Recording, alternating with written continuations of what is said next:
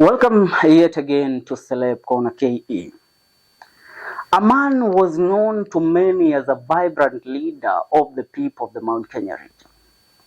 MP Ndidi Nyoro has been a man that has been associated with one time even taking over to become the kingpin of the Mount Kenya region politics.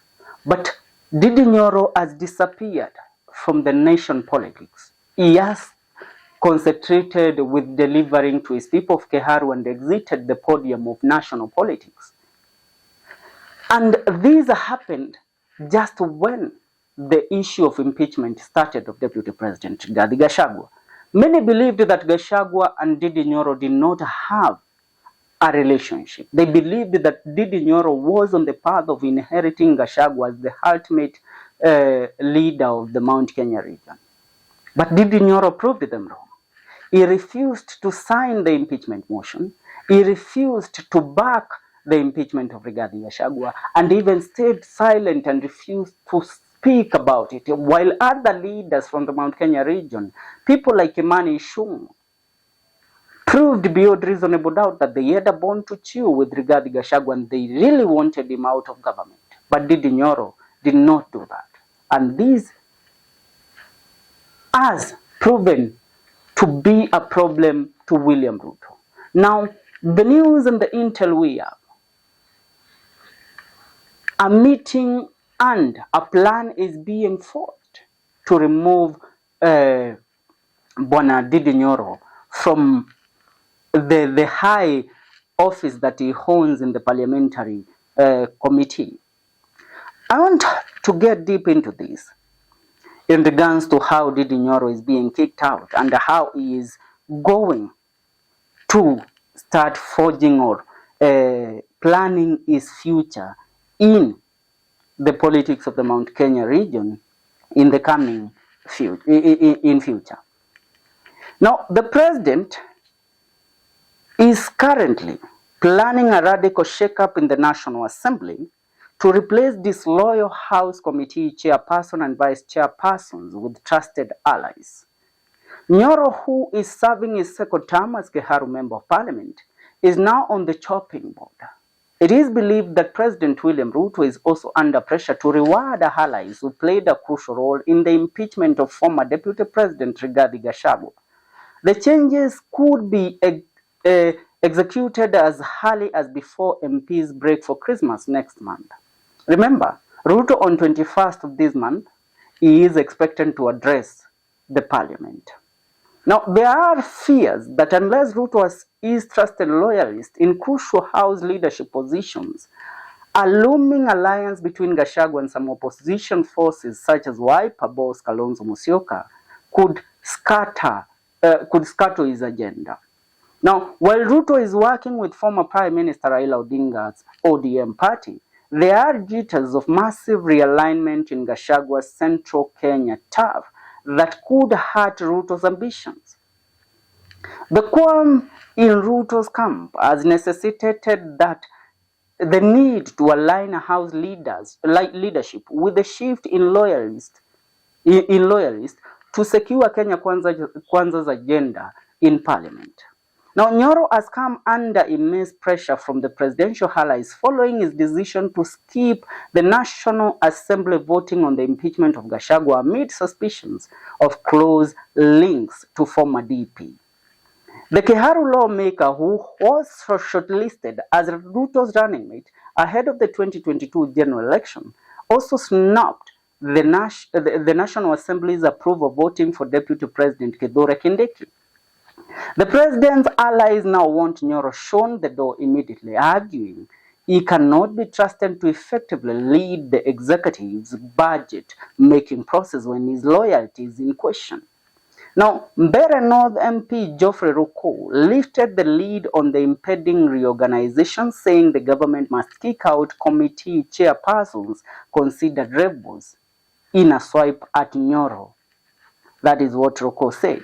And listen, I quote him. "We must sanitize parliament and committees of the National Assembly and put in place leaders who can steer policies of the government to change the lives of Kenya. Initially, touted as Gachagwa's replacement, Nyoro maintained a studious silence before emerging last week with comments that rattled Kenya Kwanza bigwigs. He said it is not his role to speak about the economy's improvement but Kenyans. And I quote him, I should not be coming here as the National Assembly Budget Committee chairperson to convince Kenyans how the economy is growing. It is Kenyans who should be telling me the economy is growing, Nyoro said at an event at KICC on Wednesday last week. Now, the remarks were seen as jibes at government luminaries traveling the country spreading the gospel of an improved economy.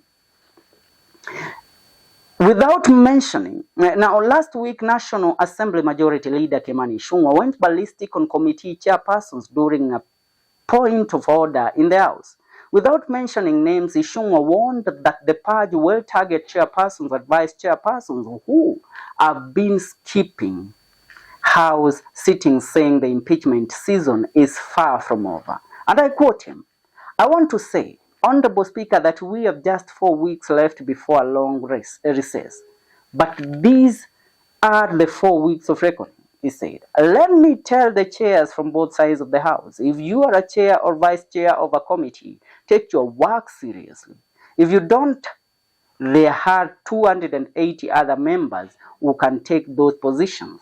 I am not encouraging anyone to impeach anyone, but if need be, please impeach these chairs and their vice chairs if they can't be in the House.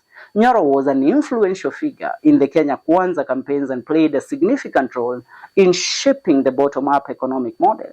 He was initially linked to Gachagwa's roles in government after some members of parliament endorsed him as Ruto's running mate in 2027. Last year and early this year, Nyoro traversed the country, holding rallies and fundraisers, triggering tension in Kenya Kwanza, even as Ruto warned against early campaigns.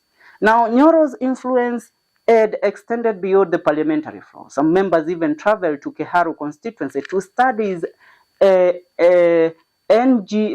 CDF projects, signaling his then rising star. Are you getting that?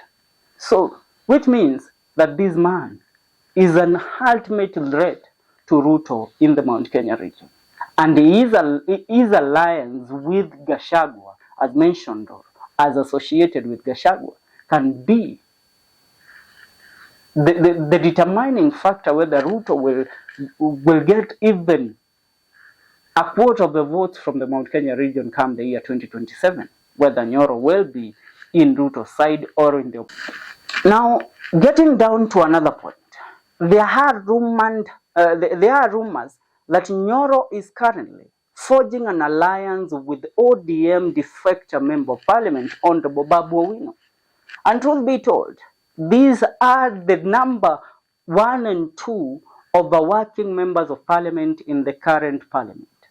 So if these people forge an alliance and decide that they are going to seek higher offices or support certain side come the year 2027, there is a high possibility that they might bring a mass votes and influence to the side that they will be backing.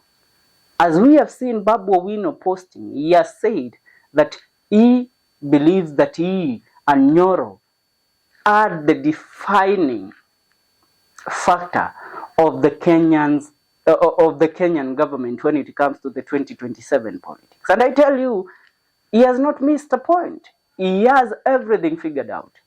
So, if Nyoro is kicked out, he forms an alliance with Gachagua, and then they decide to back Kalonzo Musyoka, and Matiang'i comes in and all that.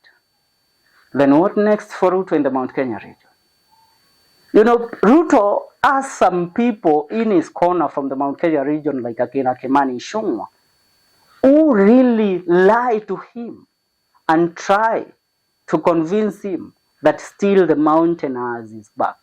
But look at what happened today in the Mount Kenya region, in Embu mostly, at the consecration of Bishop Peter Domo Kimani.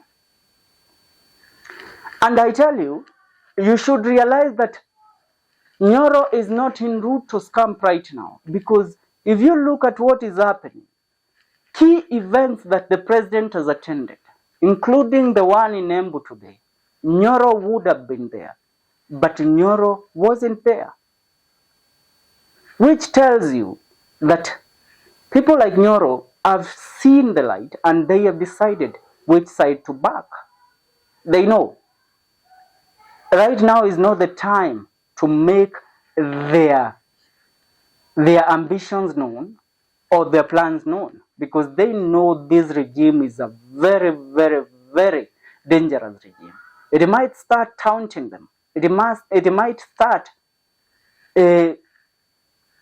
attacking them, plotting against him.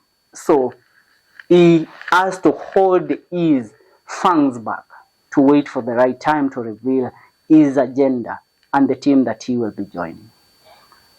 He has proved beyond reasonable doubt as a leader of integrity. Yeah, hayo ndio ambayo nilikuwa nayo. Unasemaje? Achia maoni yako kwenye comment section, tuungane katika video zetu zijazo. Usisahau, hii ni Celeb Corner KE, popote ulipo, make sure una subscribe.